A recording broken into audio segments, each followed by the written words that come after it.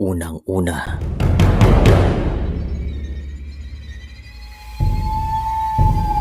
ang ilan sa mga Pilipino ay mahilig sa mga kwentong kababalagan at mayroon akong ikukwento.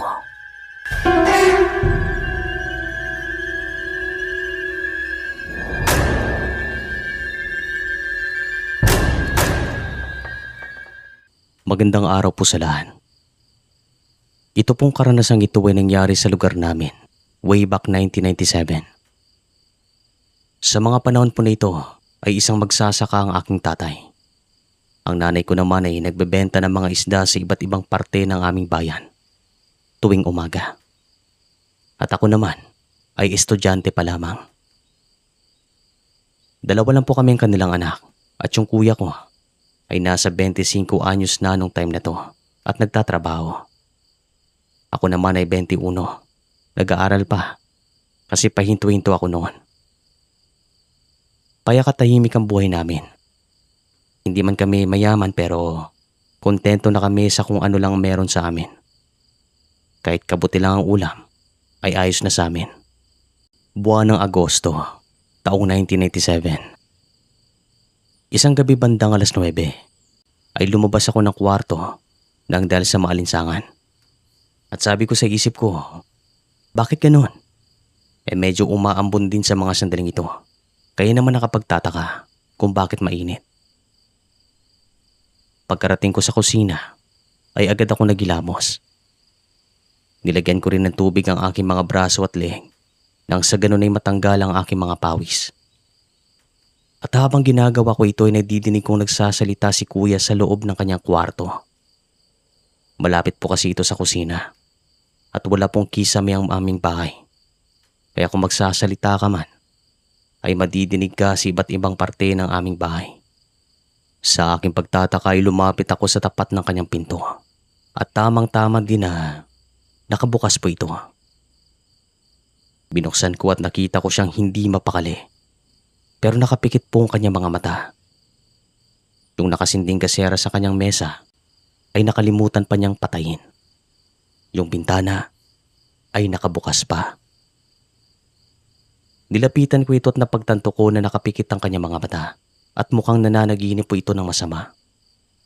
Sinubukan ko siyang gisingin pero nahirapan ako. At makalipas sa mahigit 10 minuto ay kumuha ko ng malamig na tubig sa kusina. At sabi ko, bubuhusan ko ito para magising. Kasi baka binabangungot na po ito at hindi na magising. Binuhusan ko nga ito at makalipas ng ilang segundo ay nagising siya. Nagulat po ito at tumingin sa akin at tila ba nagtataka kung bakit ko yun ginawa sa kanya. Dito ko na sinabi kung bakit ko ginawa ang bagay na ito at agad naman niyang naintindihan. Ang sama ng aking panaginip. Nakakahilakbot. Sabi niya. Bakit? Ano yun? Tanong ko naman. Kinuha daw ang aking kasintahan ng pwersahan. Kasama ng aming anak. Sabi niya. At tumawa ako sa mga sandaling ito. Kasi nasa 2 buwan pa lamang ang relasyon nila ng kanyang kasintahan. Natawagin nating Ate Linda. Ang pangit ng panaginip na to. Parang totoo. Hindi ko alam kung bakit nila kinuha si Linda sa akin. Para bang ayaw nila kami magkatuluyan. Dagdag pa ni kuya at napailing naman ako. Panaginip lang yan kuya. Hindi yan mangyayari. Huwag ka munang matulog. Sabi ko naman, dito ka na lang sa kwarto ko. Dagdag pa niya. At ito po ang unang pagkakataon na nagsabi siya ng ganito sa akin. Wala namang problema kasi pareho din naman kaming lalaki. Bandang 10:00 ay nakatulog po ito. Ako naman ay gising pa at binabantayan ko ang kanyang kilos kasi baka maulit ang nangyari sa kanya at mahihirapan ulit ako. Bandang 11:00 ay nakatulog ako nang hindi ko namalayan. Nang dahil puyat na ako. At pagpatak ng madaling araw ay nagising ako ng walang dahilan. At pagkatingin ko sa paligid ng kwarto, ay nakita ko si kuya na nakatayo sa tapat ng bintana. Sabi ko, "Uy kuya, anong ginagawa mo dyan?" At agad naman siyang lumingon. Sabay senyas na wag daw akong maingay. Nakita ko na meron po siyang hawak na itak. Madilim po sa mga sandaling ito. Pero yung liwanag ng gasera sa kwarto ay tumatama sa amin. Yung ilaw po ng gasera na nanggagaling sa kwarto ng aming mga magulang ay umaabot pa sa aming kwarto. Gaya nga nasabi ko kanina, wala pong kisame ang bahay namin. Balik na po tayo sa kwento. Bumangon ako at lumapit sa kanya.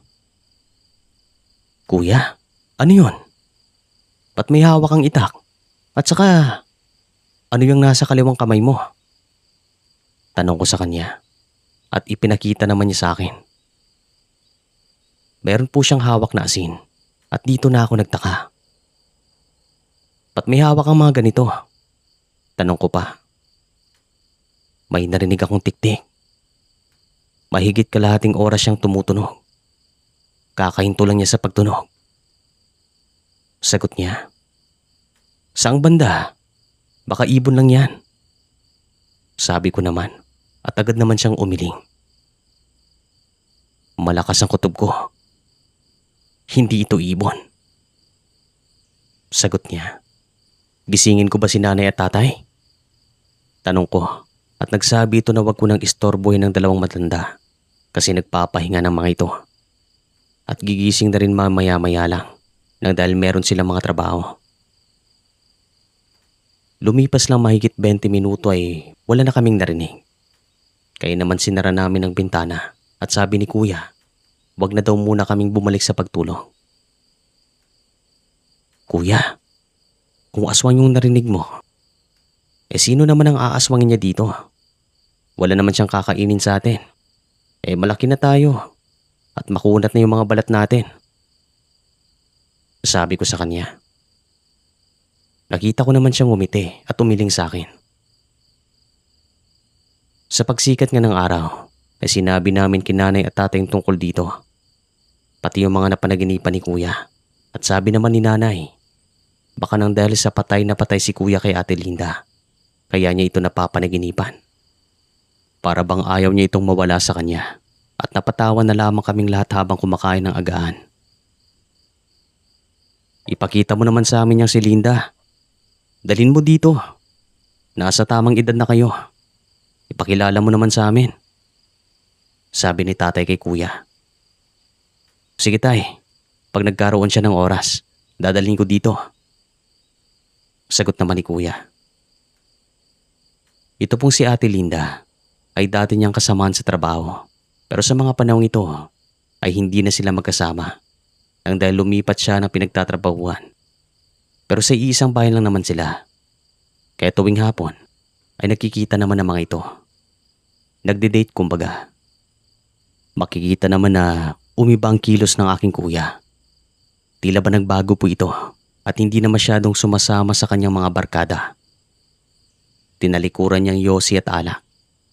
Umiinom pa rin naman ito pero tuwing may mga okasyon na lang. At nagustuhan ito ng aking mga magulang. Kaya gusto nilang makita si Ate Linda. Pakalipas ang isang buwan, isang hapon ay dumating sila sa bahay. Si nanay at tatay ay agad na naganda ng hapunan at nagkatay talaga sila ng 2 manok para kay Ate Linda. Nagluto po sila ng 2 putahe. Ito pong si Ate Linda ay talagang maganda, Sir Chris. Mestiza at talagang maputi. Para bang anak mayaman. Halos walang marka ng galos ang kanyang mukha. Napakakinis at medyo namumula-mula pa ito. Hindi na ako magtataka kung bakit nagbago at patay na patay si kuya sa kanya. Maliban dito ay napakabait pa niya. Ito siguro mga dahilan kung bakit talagang tinamaan si kuya.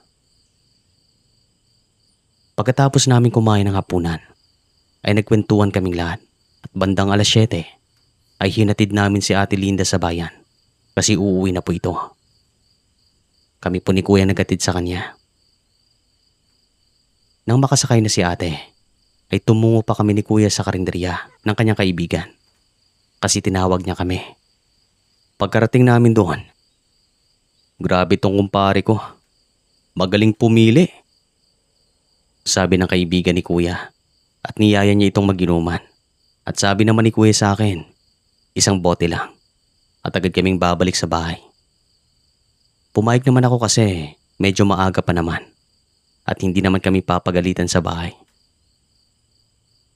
Bandang 8:00 ng gabi ay umuwi na kami. Wala nang masasakyan kaya naglakad na lamang kami. Siguro mahigit 1 kilometro din ang layo ng aming bahay mula sa bayan. Pero sanay na rin po kami sa lakaran. Madilim po ang aming dinadaanan sapagkat wala pa pong mga street light sa mga panahong ito. Tanging buwan lang ang nagbibigay liwanag sa paligid. Nakikita naman namin ang Dancer Chris at may mga ilang kabahayan din sa gilid ng kalsada at meron naman silang mga ilaw. Pero isa kami sa hindi pa nakakapagpakabit ng kuryente nung time na to kasi yung gamit lang namin noon ay gasera. Medyo may kamahalan kasi at hindi pa namin kaya. Mahirap lang po kami noon pero sanay din po kami ng walang kuryente. Sa kalagitnaan ng aming paglalakad ay biglang napahinto si kuya at nagsabi na nahihilo daw ito. Parang matutumba siya. Agad akong lumapit sa kanya at nagtanong kung ano pang kanyang nararamdaman. Isang bote lang naman ng alak ang kanyang nainom at malabo na mahihilo siya ng ganon. Napahinto naman kami sa ilalim ng isang puno na nasa gilid lang naman ng daan. At dito na kami nakarinig ng paulit-ulit na tiktik. Ayon sa kanya ay ito daw ang narinig niya sa bahay nung madaling araw na yon. Ganito daw talagang tunog. At dagdag pa niya, mas mabuti na magpatuloy na daw kami kasi kinukutuban na ito ng masama. Nakita ko rin na habang naglalakad kami ay palagi niyang pinipikit ang kanyang mga mata kasi umiikot daw talaga ang kanyang paningin. Nakahawak lamang ito sa aking mga balikat para meron siyang gabay sa paglalakad. At nang marating namin ang bahay, ay agad siyang napahiga at nagtanong naman ang aming mga magulang kung ano ang problema. At sinabi ko naman ang nararamdaman ni kuya. At bandang 9:00, tuluyan po itong nilagnat. Hanggang sa tumaas ng tumaas at sa sobrang init ng kanyang katawan ay napagpasya naming dalhin siya sa bahay pagamutan. Kahit na sobrang layo mula sa amin.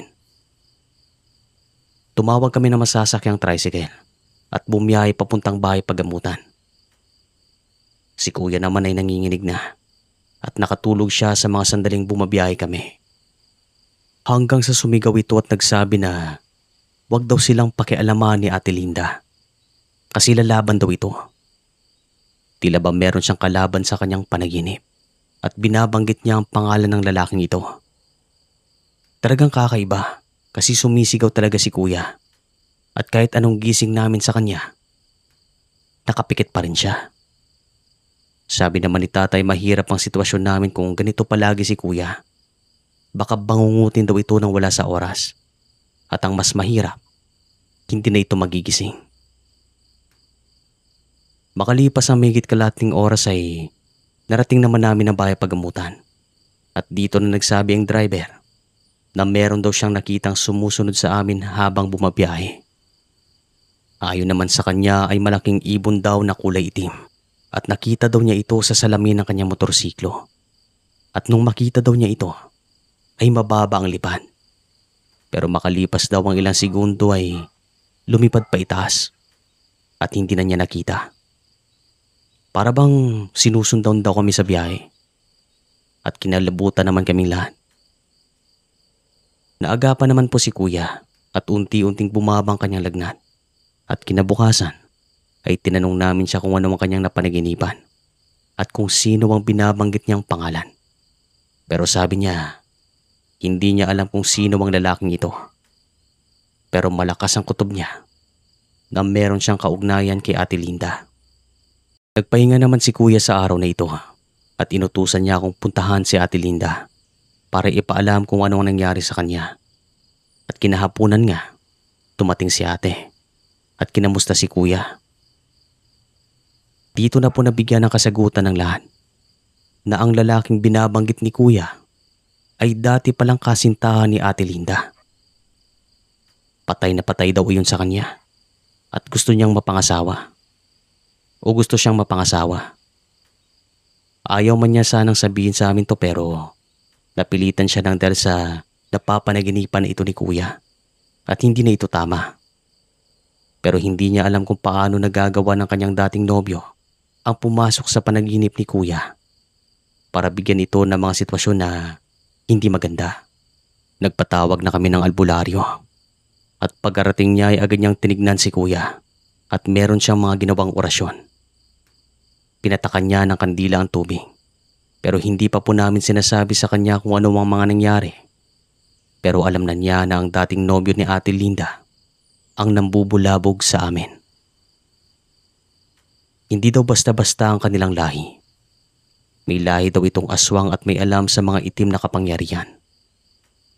Ang ganitong lahi daw ay talagang malakas at minsan lang makakita o makikita. Kaya hindi makapaniwala si Ate Linda na nagkaroon siya ng ganitong klaseng nobyo. Binigyan na lamang si kuya ng isang medalyon, pang proteksyon.